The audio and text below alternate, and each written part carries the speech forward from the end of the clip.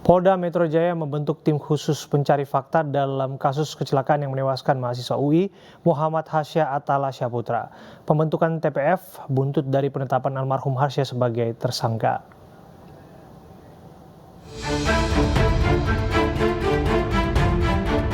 Polemik penetapan almarhum Muhammad Hasya Atalasya Putra, mahasiswa UI sebagai tersangka dalam kecelakaan lalu lintas menjadi sorotan sejumlah pihak.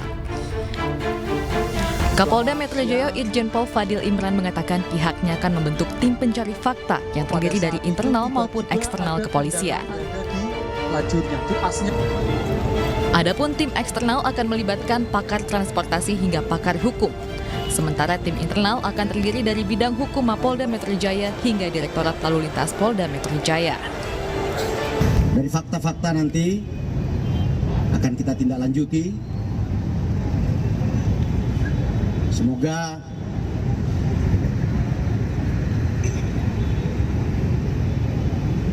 rasa keadilan dan kepastian hukum bisa kita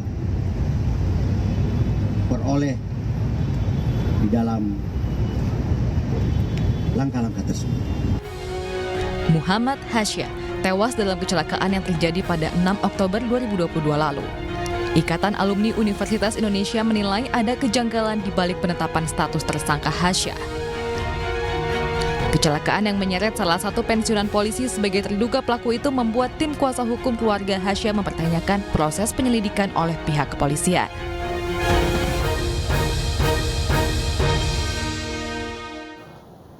Penetapan mahasiswa Universitas Indonesia sekaligus korban kecelakaan menjadi tersangka masih menimbulkan polemik. Untuk membahasnya, kita akan bergabung bersama dengan Ketua Indonesia Police Watch, Sugeng Teguh Santoso, dan kuasa hukum keluarga korban Rian Hidayat. Assalamualaikum, selamat malam Mas Sugeng, Mas Rian.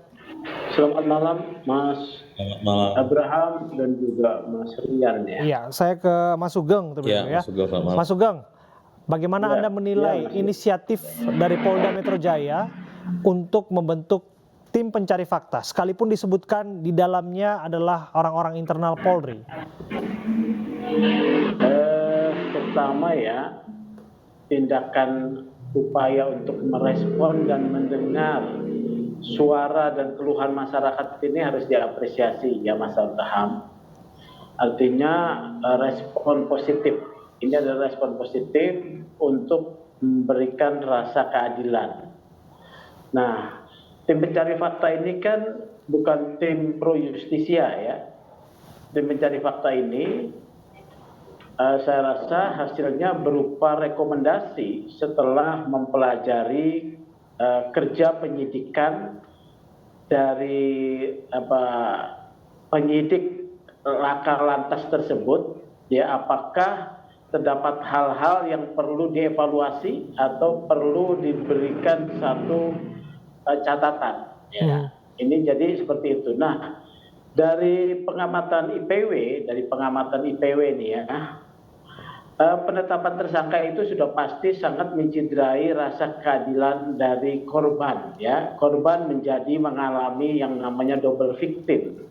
Korban ganda. Setelah dia mati, dia kemudian dilabel dengan status tersangka. Status tersangka ini memang memberi kepastian hukum untuk salah satu pihak, yaitu terduga pelaku, tetapi melepaskan atau mengesampingkan rasa keadilan daripada korban. Hanya untuk memastikan bahwa terduga pelaku aman terhindar dari tuntutan. Nah, yang selanjutnya perlu diperhatikan ya dari penetapan tersangka ini tergesa-gesa. Ya, yang kedua ada sikap tidak transparan, ini harus didalami oleh tim pencari fakta nih. Ada sikap tidak transparan, bahkan menutup informasi atau menyembunyikan informasi. Tunggu sampai di sana, Mas Sugeng. Tidak transparan dan menutup informasi. Siapa yang diduga melakukannya? Tujuannya untuk apa? Jadi menutup informasi itu terkait misalnya hak korban untuk mendapatkan informasi melalui gelar perkara. Ya, satu. Kemudian kedua, ada diduga manipulasi ataupun menyembunyikan informasi terkait korban. Dari penjelasan dari kuasa hukum kemarin ya, Ibu Gita itu mendapatkan surat pemberitahuan hasil penyelidikan ya, masih proses penyelidikan, tetapi pada sisi lain ada menaikkan status sidik, tetapi tidak diberitahukan kepada kuasa korban. Bahkan sudah ditetapkan harusnya sebagai tersangka, keluarga korban masih mendapatkan informasi hasil penyelidikan. Ini kan dua hal yang berbeda. Nah, ini yang saya bilang manipulasi atau juga menyembunyikan informasi atau manipulasi.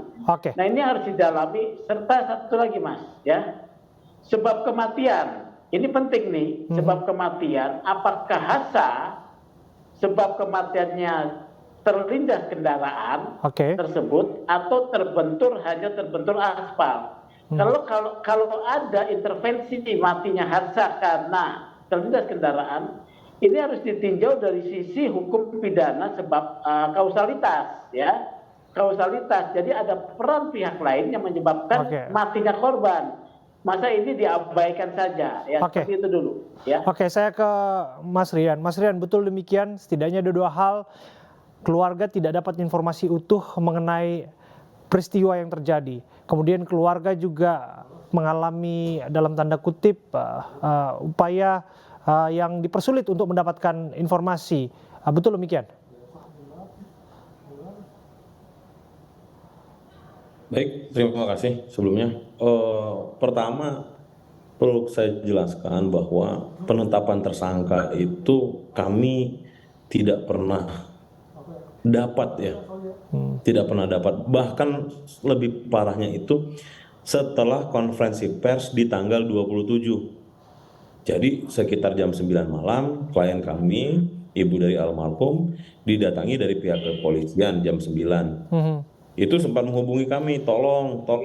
Kami mencoba merespon ada apa, ternyata dari pihak kepolisian datang dan memberikan surat penetapan tersangka. Artinya, pertama surat penetapan tersangka ini kami baru dapatkan itu di tanggal 27 Januari 2023 kemarin setelah konferensi pers malam-malam hari. Yang kedua adalah pada tanggal 17 Januari kami mendapatkan SP2HP dan SP3 yang tertulis di tanggal 16 Januari. Artinya apa? Artinya pada tanggal 17 Januari tersebut kami baru tahu ada penyidikan, tapi baru tahu juga kasus ini di stop. Dan lebih parahnya lagi adalah di stopnya karena tersangka dalam kurung korban ini meninggal. Jadi kami benar-benar baru tahu ibaratnya ada penyidikan tapi baru di stop, dan di stopnya karena korban ini meninggal. Yang mana penetapan ini tersangkanya ini tanggal 6 Januari yang kami dapatkan di 27 Januari tadi. Padahal korban ini meninggal di 6 Oktober. Artinya kan ini benar-benar sekali kami tidak ini ya secara prosedural ya. Dan mengenai sebab yang mengakibatkan korban meninggal dunia, apakah itu juga ditutup-tutupi? Mas Rian. Yang pertama adalah mengenai korban meninggal, ya? Iya. Mengenai disebutkan tadi bahwa almarhum meninggal dunia dan penyebabnya juga tidak dapat informasi utuh. Yang jelas pada saat itu kan kami kan baru mendapatkan kuasa itu sekitar 27 November dan kami melakukan mendatangi ke Subdit Gakum di Pancoran itu sekitar 1 Desember. Itu kami juga bingung lagi tuh karena waktu itu kami dipisahkan. Jadi ibu almarhum dan suaminya masuk ke dalam suatu ruangan. Kami dipisahkan, kami bertanya-tanya juga kenapa bisa terjadi seperti ini. Tiba-tiba ibu tersebut keluar secara histeris.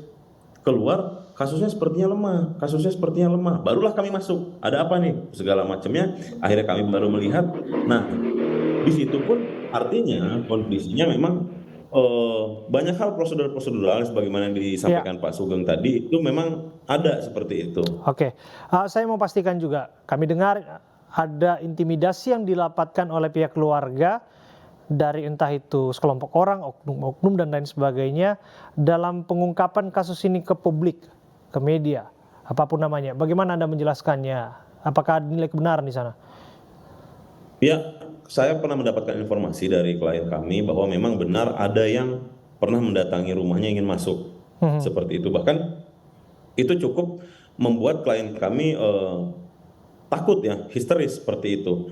Artinya memang ada beberapa pihak-pihak yang mencoba untuk masuk, itu benar Mas. Oke. Terakhir Mas Sugeng, kalau dirasa ada intimidasi, kemudian keluarga butuh informasi yang utuh, apakah perlu pihak eksternal masuk ke dalam tim pencari fakta yang disebutkan untuk mengetahui kebenaran sesungguhnya? Tadi kan disebutkan ya ada pihak eksternal ya, tapi saya lihat hanya ahli pidana dan ahli lalu lintas ya. Kalau menurut saya perlu ada Kompolnas gitu ya, ya. Karena tim ini kan bukan tim pro justisia, tetapi akan mengevaluasi proses yang dilakukan oleh penyidik. Nah, ini rekomendasi kalau dugaan saya hasilnya ya. Yang kemudian apabila salah satunya soal intimidasi, ini kan pelanggaran terkait tugas kepolisian dalam arti dugaan pelanggaran kode etik ya. Termasuk tadi pelanggaran kode etik mengenai menyembunyikan informasi ya. Menyembunyikan informasi yang bahkan menyesatkan informasi karena simpang siur. Ketika dikasih tahu SP2HP-nya masih penyelidikan, ternyata hasilnya sudah penyidikan, sudah penetapan tersangka. Ya, ini kan menyembunyikan informasi. Sementara transparansi menjadi jargon daripada presisinya Pak Kapolri. Jadi harus ada rekomendasi-rekomendasi terkait dugaan apakah ada pelanggaran kode etik di sana. Ketika ada ya pelanggaran prosedur, ya perlu dikoreksi. Ya, penetapan ini perlu dikoreksi, penetapan tersangka, kemudian SP3-nya harus dibuka kembali ya proses pemeriksaan atau penyidikannya begitu. Terima kasih Pak Sugeng, terima kasih juga Mas Rian sudah hadir bersama kami di Anies Prime.